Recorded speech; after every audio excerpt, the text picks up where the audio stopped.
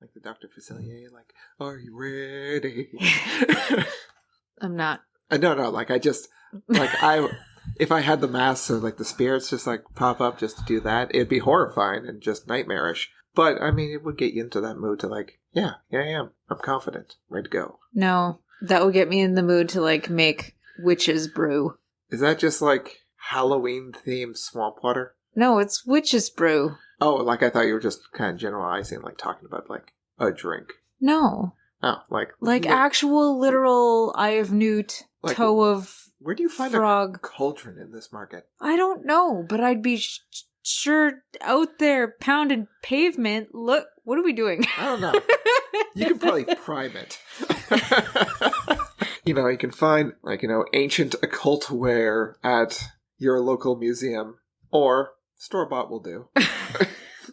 Thank you, Witch Ina.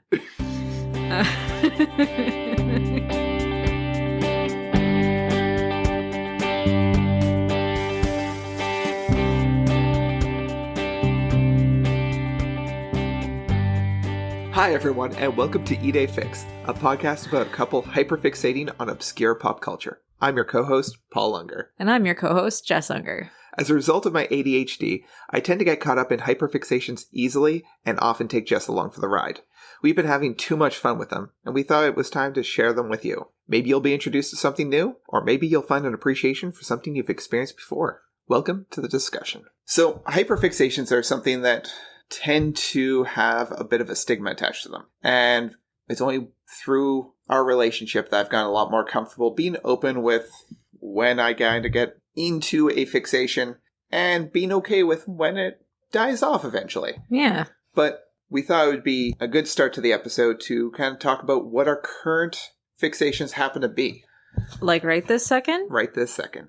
Okay, so my thing right now that I've been super into, and this has been ongoing for a few weeks, and I find it just absolutely fascinating, is any and all types of resin art. Like, I'm tearing through YouTube videos of it. It's so neat to watch. And it's getting to that dangerous level when we've gone into the crafting store and looked at the resin. Oh, I won't creations. Do it. No, that's the one thing. Like, it's not making me want to do it. It's just making me appreciate the people who can. Because I'm like, that is a lot of work. That takes weeks to make a thing. I'm a very instant gratification person. No, thank you. But that coloring pencil bowl that you just made is super rad. I know 100%. I would never have the patience for that. No. And for myself, yeah, the one that has recently overtaken what I was initially going to talk about just a few days before, but mashups. We were just going through a barrage of Elvis mashups, and then we went into, I don't even know, like, I kind of put them in the same category, but the postmodern jukebox, where they do the different songs in different eras. Yes. And I just love it in a way, like, I can experience a song that I've heard to death and maybe have gotten tired of in a brand new way. Yep. And it just breathes some new life into it, or it makes me just, some cases I haven't heard one of the songs that's are part of the mashup, and it makes me go and look for them. Neat. Doesn't happen often, because usually I'm pretty picky at it, but every so often you find a new band from it. But that's one that's come up beforehand, but I love them. Awesome. Yeah. Cool. Now that we have that out of the way, we're going to continue on our series of Lights, Camera, Elvis, the many movies of Elvis Presley. And this one is my favorite. Okay, first we'll get into the name of it. It is King Creole, which this is actually one of my favorites too. But Jess, when we first got together, you had a lot more King Creole merch around. I remember this one clock that was hanging up on the ceiling with Elvis, like almost like in a fighting pose, wearing a leather jacket. I miss that clock. Yeah. I do. Why is this movie your favorite? Okay, so I gave this some thought. The reason is twofold. First was, and I actually wonder, there's a small chance she will be listening to this. She knows who she is. So, my best friend back in grade 9, her parents owned a movie store. So whenever a movie broke, they would bring it back to their place. So they had walls and walls and walls and walls of broken VHS tapes. A couple of them being King Creole and an Elvis documentary. So any chance I got, I would go over there for sleepovers, and bless her heart, to this day, I'm forever grateful to it. And thank you so much. Again, you know who you are. Because I felt like it was the only place I could just like be that person and let that side of me out. We would watch it, and it had like this terrible line up it because of how the tape was worn. I think in one place it just cut out completely, but like I watched it to death over there, and it just has super sentimental value for me. And the second reason is the cast. This is one of the most stellar casts that I have seen in any of Elvis's movies. There is not a more, in my opinion, notable cast than this movie. The names in it are so big, and they went on to do so much afterwards. It's just, along with the story, you can't pick a better cast. No, it's pretty spectacular, which we should get into. Yeah, let's do that. So to kick this off, Jess, are you ready for the tagline of King Creole, your favorite movie? I doubt it, but let's hear it. It probes with the heartbeat of today's youth. What does that mean? I don't know, but it makes me feel yucky. No, I don't get it. At least, you'll love loving you. Like, that had something in comparison like this. It had very little. Yeah, very little. But it had a more. thread. Yeah, it did. It had more than what the... Okay, my thing is... Did everyone walk around robbing department stores and singing about crawfish the second they woke up in the morning? Like, is that what the youth did back then? I don't know. It may be. We don't know. All right, so we discussed the title. It's King Creole. Release date is July 2nd, 1958. That's a terrible tagline. The director is Michael Curtiz. Curtiz. You all can figure that out, I'm sure. I don't know. If you guys all want to leave a comment. He directed The Adventures of Robin Hood with Errol Flynn. We're off to a good start. Also did Casablanca and White Christmas. Those are amazing movies to trail. And there was a lot more that we just couldn't fit his entire IMDb profile there, but very distinguished director. Absolutely. Really notable work. Okay, so this was starring Elvis Presley, got top billing. Carolyn Jones, who was the original Morticia Addams from the 1964 Addams Family. Walter Matthau was in this, noted for The Odd Couple, Grumpy Old Men. Also, if you're from my age, Dennis the Menace, he was Mr. Wilson. I keep on forgetting that movie exists. Yeah, I watched it so many times as a kid, I had to throw it in there. And Dolores Hart is also in this one. She was in Loving You, if you all remember, and a movie called St. Francis of Assisi, and about 17 other ones, and then she became a nun. That just always baffles me, and I don't think I will never not mention that. Now for the plot. On Bourbon Street, Danny Fisher, played by Elvis Presley, is a teen with a chip on his shoulder, working jobs at all hours of the day to keep a roof over his family's head. He arrives late to school one day after helping Ronnie, played by Carolyn Jones, escape some goons at his morning job. It's the final straw with his teacher, and he flunks out for the second year in a row. In his frustration, he briefly joins up with a gang to distract a department store staff with music while they rob the place. In the midst of this caper, Danny steals the heart of store clerk Nellie, played by Dolores Hart. When he goes back to his job, his friendliness with Ronnie earns him the ire of local gangster and all-around bad dude Maxie Fields, played by Walter Matthau, and he's coerced into singing, but is a surprise hit. He makes a deal with the owner of the titular King Creole, and quickly becomes a headlining performer at the club. However, Maxie Fields doesn't like to lose anything and will do anything to get back what he thinks is his, no matter who gets hurt along the way. All right, so for fun facts, this movie was one of Elvis's personal favorites from his career. Understandable. Absolutely. It is honestly one of the best ones. It's kind of nice to feel justified, and you're like, oh, it was his too, yay! James Dean was originally in the running for the role of Danny before he tragically passed away, which is kind of neat, and also... sad. Yeah. I haven't watched many of his movies. They are kind of hard to come across on a lot of the streaming platforms, at least the last time I checked. I have a VHS of the life of James Dean.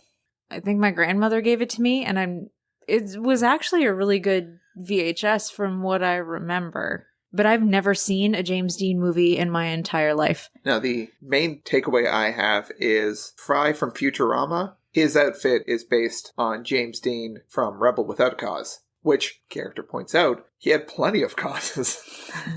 He has so many reasons to rebel. I wouldn't know. I've never seen the movie. It should be a rebel with too many causes. But that is kind of a mouthful. But given how they've advertised movies thus far, it is now the realm of possibilities. Absolutely. Holy cow.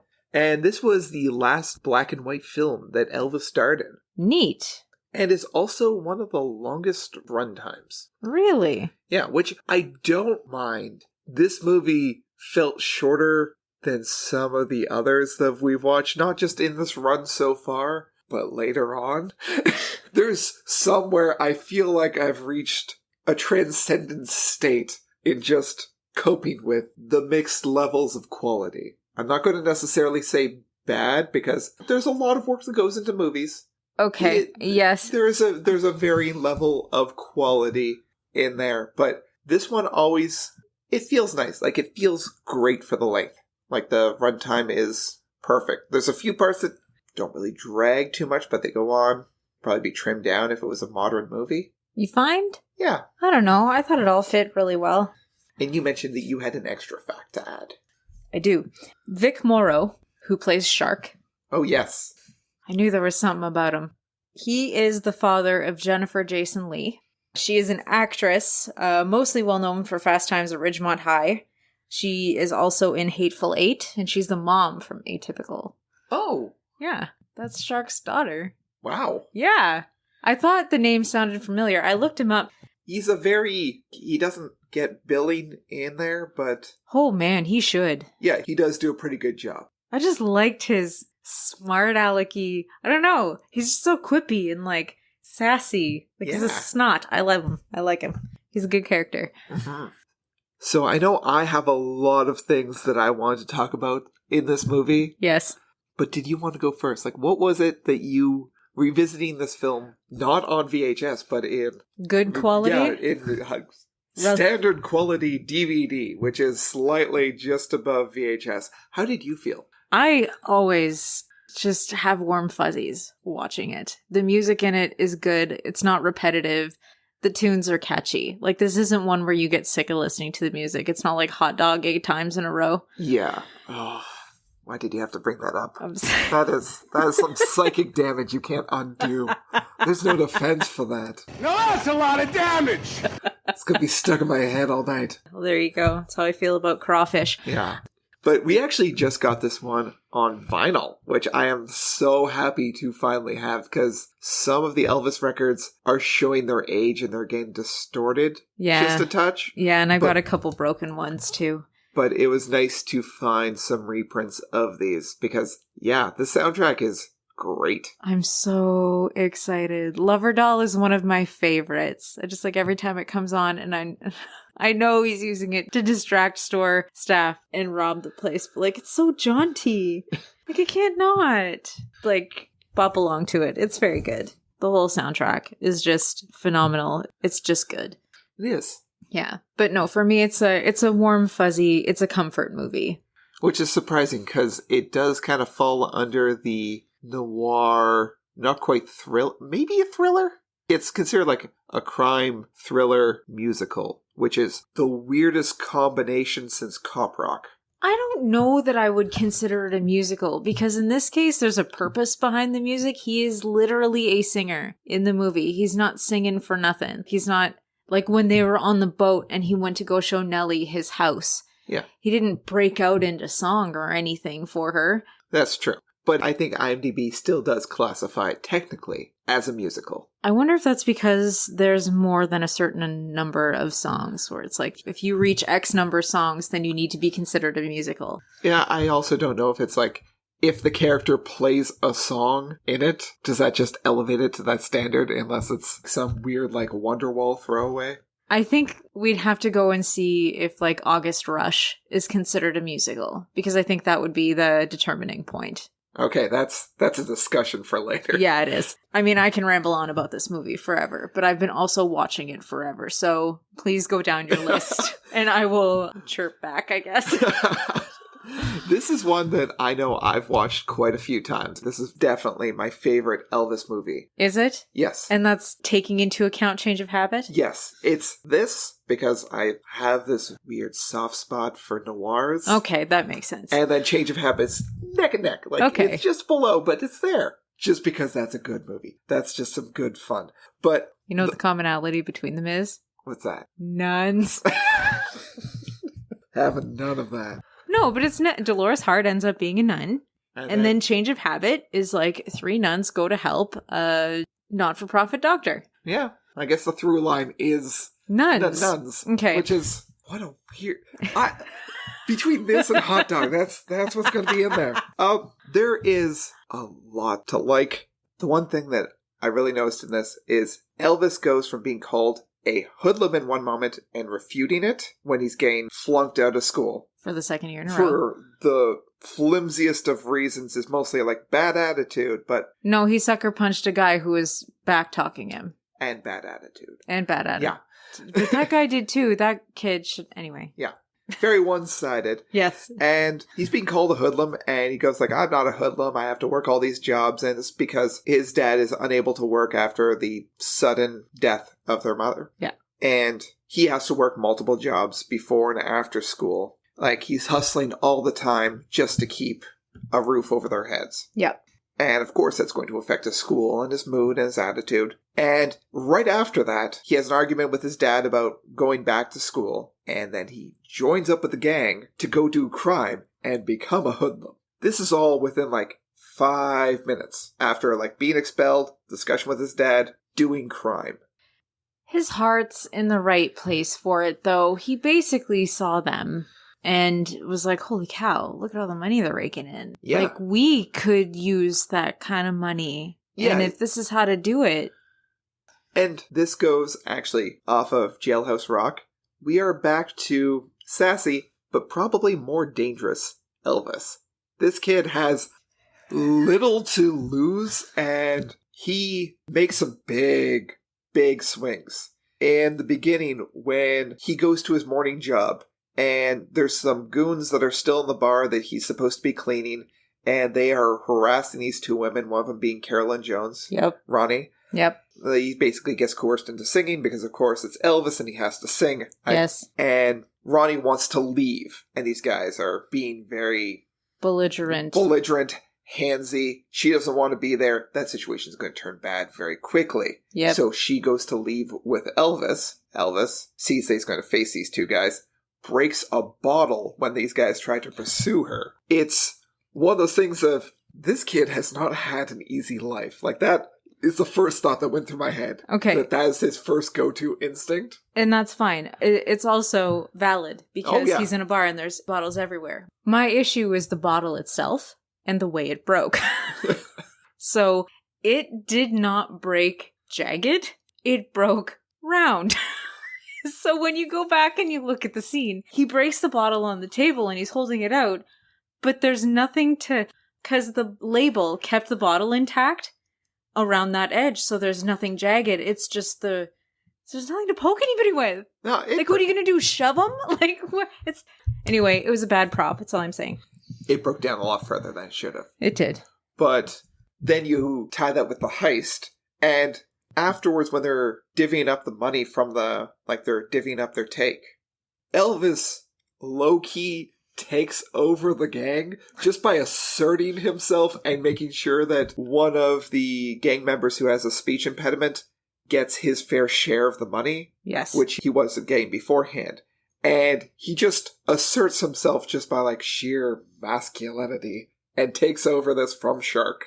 Which would be difficult because Shark himself has a very prominent personality and rather radiant masculinity himself. So that's a feat. And then when we're introduced to Maxie Fields, who is the antagonist of the movie, who is a mob boss on Bourbon Street, who employs Shark's gang. He employs Elvis without really knowing who he is.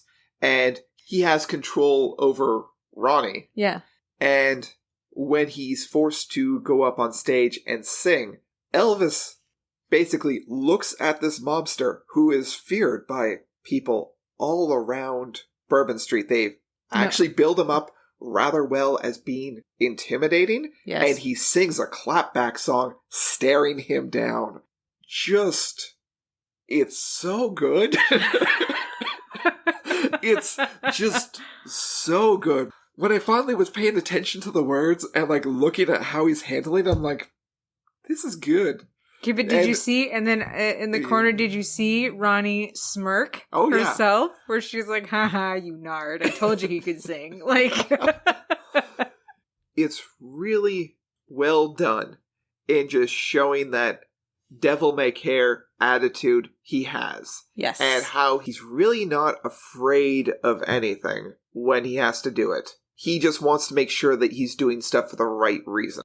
When he goes to knock over the five and dime, where he meets Dolores Hart as Nellie, yep, he's doing that because he sees that amount of money as something that could stop his father from having to go back to work, because he knows what a strain that puts on him. Mm-hmm. He's doing it for the right reason. Yep. But he's doing something very wrong.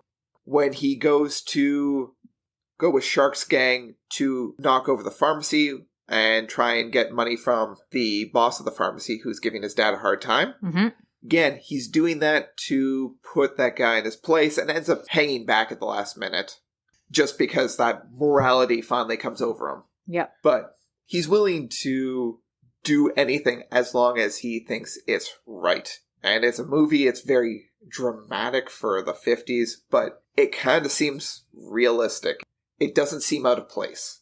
It doesn't feel like someone is making these wild decisions that don't make any sense. No, and it's actually consistent throughout the whole movie, because even at the end, he kind of does the same thing, where he sort of leaves Nellie for a little bit when everything goes down with Maxie and he finally gets Ronnie out of there, and then he gets stabbed and has to recover and stuff, and then Ronnie ends up passing away. When he comes back to town and Nellie's all ready to marry him like they were supposed to, he tells her no, he can't right now. He needs to sort out his feelings, maybe in the future. So he's not just like, yeah, okay, like, let's get married because it's what we're supposed to do. He's like, no, I want this to be for the right reason. Right now, my head is not there. My heart is not with you. I need some time. So, yeah, it shows consistency in the character, which I really like as well.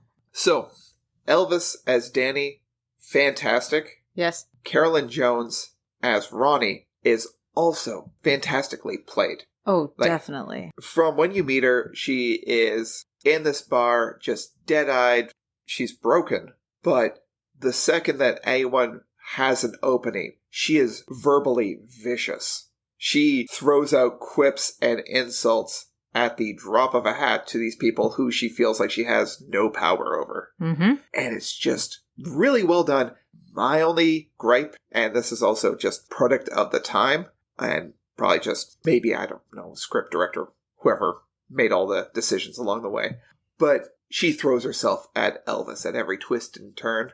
And that is what would later become the framework for the rest of his filmography. But of like women throwing themselves at Elvis, there was a few parts where it felt just a little bit uncomfortable, but in the context of the story with everything that's happened to her, some justification possibly for it, but sometimes it felt really, really uncomfortable. But you have to think of it this way. She was in a situation she felt she couldn't get out of, an abusive relationship, say. Now, given the situation, she saw Elvis as a means to finally break free of Maxie and get out. So she threw herself at him. She opened up to him. She wanted to endear herself to him so he would take her with him. True. Now, Nellie also acts very similar. She goes from Elvis almost coercing her into a sleazy motel after committing crime at her place of work to wanting to marry him shortly thereafter. Yeah, I don't understand that either. That could have been developed a little bit more, but looking at it in 2021 vision, it's super easy to be critical of it and point these things out. Yeah. If it was done nowadays, I'm sure it might make more sense if we had that same mentality. Mm-hmm. But both of them, for what, like, actually, we've talked about this. Everyone does a very good job.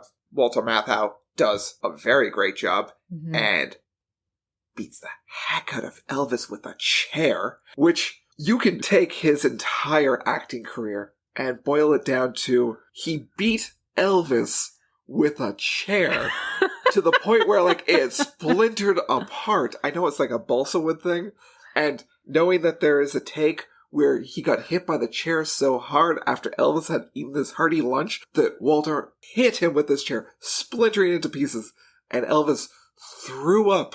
That is a take that exists somewhere in the world, and something about that just, like, that'd be very embarrassing. But just hearing the thing that Walter Matthau beat Elvis so badly he threw up, it's so much to comprehend. Are you kidding me right now with that story? No. Are you serious? That happened? That happened. Oh my god. In fairness, though, he did smack Walter Matthau's hand repeatedly on the edge of a table to get him to drop a gun. Yes. So, and there did not look to be any padding, and that looked like pretty real, unless those are stunt people. Which brings me to my ultimate segment. Okay. And that is Captain Kirk's School of Cinematic Combat. Because there's a lot of fight scenes in here. Oh, so many. That are handled weirdly. So weirdly. And I would really need to take a look at a lot of movies during this time, because the choreography in these, or lack thereof, just leads them to be over-exaggerated, but there's so many of these fight scenes that, like, some of them, with some of these movies, it's easy to just kind of forget about it, but it keeps on coming up in this one, with taking the counter to 2 for Elvis killing people in his movies, because Elvis does murder Shark after fighting for a knife. That is reminiscent of, I don't know, I imagine that there is a Star Trek parallel, because that does seem very Kirk, fighting with a knife and ending up impaling another alien that he's fighting with. I don't think that was a thing, because Prime Directive or whatever. You've watched the original series. Listen, that's another discussion, okay? We can't get into that right now. The Prime Directive is more guidelines than anything. Yes, fair enough. Hang on, though. Did Captain Kirk kill anyone? Didn't he throw Khan off a ledge? Oh yeah, I guess he killed Khan, eh? Yeah. There you go. That was a tangent. Yeah. All right. But there are some very weird, over-the-top fights in here, and having watched these movies in order and kind of seeing it build up, I keep on looking forward to the next fight, because there's always a next fight. There's always going to be a fight in the next movie, and it's what fuels me. I could go without coffee now. I just need that next Elvis fight fix. That's what keeps me going. And they just keep coming. And they're so bad, and they're only gonna get worse from here. Except Flaming Star. The fights in there, I think, are pretty good. But, I took issue with the knife tussle with Shark, because it was in a dark alley. You couldn't see anything. All it looked like was just 2 dudes aggressively hugging, and then one dude moans and falls on the ground, and then, subtle beam of moonlight, there's a knife in Shark's chest. And I'm like, yeah, but what happened, though? All I heard was shoe shuffling. Like, I can't see anything. Yeah, so that was my one issue. Yeah, the dark alley fight, it was like, why would you put this in here? You wanted to see the kill shot? I don't know, like something. It beats shoe shuffling and one guy random moaning and then Elvis lowering him to the ground. Those moments in the fights where it's just exaggerated. It takes you out of it, but not always all the way. It's not like doesn't go from serious all the way to funny. Oh no. They just are odd. One moment that really just breaks my immersion is at the climax of the movie. Walter Matthau is running down this long dock towards Elvis and Carolyn. Yes. And in my head, I'm playing through that moment from Monty Python and the Holy Grail where the 2 guards are just watching Lancelot run towards them. And like you just have like the little drum music that's going on as he's running towards it with the guards making absolutely no reaction to it. And then he closes the gap. But that's what's going on in my head as he's running down. So my issue with this scene is that the guy with the speech impediment is also kind of played off as sort of a mute because he very much can't speak. So they did ADR in this scene because he's called Dummy in the movie, which I hate and it's unfortunate, but there it is. So Dummy, the unfortunate mute, shows up behind Maxie when they're at the waterfront house. Yeah, he was the chauffeur to drive Maxie there. Was he? Oh, okay. Good enough. Okay, so Dummy drives Maxie to the waterfront house to go basically kill Ronnie and Danny. And because Danny was so nice to him in the past and gave him money and stuff and always treated him very well, Dummy decides he's going to warn them. In the initial cut, I'm assuming it was meant to have Dummy yell or make some really loud noises. But what ended up being ADR'd is just these little muffled sounds, which somehow from 20, 30 feet away or whatever, Elvis and Carolyn Jones could still hear and be alerted to the fact that Maxie's pad-footing all the way over there with a gun in his hand. Yeah, I didn't get it either. It just annoys the heck out of me. It's case in point of terrible ADR, and that's what takes me out of the immersion. Like, that is the worst part of the whole movie for me. I can't stand it. But, like, still thoroughly good movie. That's us nitpicking on that one. Because we've seen it a bajillion times, yeah. And this is another one that, if we didn't have the DVD of, it's impossible to find. I still have not been able to find any streaming service that we got in Canada. Yeah. With Elvis movies. So, Paramount, Disney, please. Someone. Netflix. I don't know what you got the rights to. Elvis Presley Enterprises is a multi-million-dollar corporation. Maybe they have their own streaming platform. Everyone does nowadays. That probably wouldn't make too much money. That being said, though, even the DVD is extremely tough to find. Like, that was gifted to me in a box set, and I don't know how it was found. I don't remember where it was bought, but I tell you, when I opened it up, I cried. Because it's so hard to find, and I couldn't believe this was just handed to me. And I was told it was not cheap.